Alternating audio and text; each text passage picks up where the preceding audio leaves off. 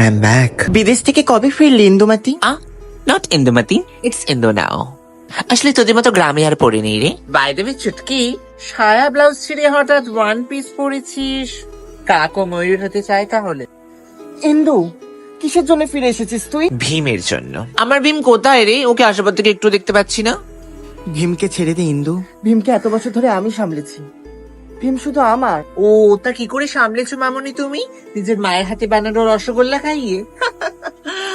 মিষ্টির দোকানে মেয়ের থেকে আর এর থেকে বেশি কি আশা করা যায়? ইন্দু, মানছি তোর বাবার লাখ লাখ টাকা আছে, তোর নামে 10টা সম্পত্তি লেখা আছে, কিন্তু আমার মনে যে পবিত্রতা আছে তা তোর মধ্যে নেই ইন্দু। বড্ড ঋতুপর্ণা প্রসেনজিৎ সিনেমা দেখে টেনেছিস না? আচ্ছা, পবিত্রতা মানে একটা হাঁটুর বয়সী জাঙ্গিয়ে পড়া বাচ্চা ছেলে আর একটা বাদুরের সাথে ঘুরে বেড়ানো? এইসব বলে আর কোনো লাভ নেই রে। আমার ড্যাডিকে আমি একটা কল করে দেবো, আমার ড্যাডি পুরো পৃথিবীটা আমার পায়ের সামনে এনে দেবে। ভীম তো চুনোপুটি মাত্র। তোর কাছে যেটা চুনোপুটি, আমার কাছে সেটা বিশাল বড় পাহাড়। ভীম যখন রসগোল্লায় একটা করে কামড় বসাতো, আমার মনটা তখন ব্যাকুলতায় ভরে উঠতো। Stop stop stop! বাবা, কি নির্বীজ ছাপরি একটা মেয়ে ভাই, সে so pick me. Wait a minute.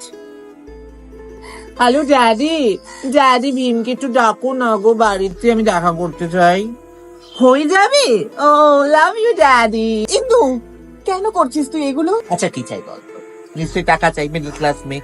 তোর জন্য আমি লন্ডনের একটা বড় মিষ্টির দোকান খুলে দেবো, ওখানে গিয়ে সবাইকে রসগোল্লা খাওয়াস। ইন্দু, টাকা দিয়ে আমার ভালোবাসা কিনতে যাবি না, ইটস প্রাইসলেস। রাজু কেন ফোন করছে? হ্যালো চুটকি, তাড়াতাড়ি আয়, ভীম কিডন্যাপ হয়ে গেছে।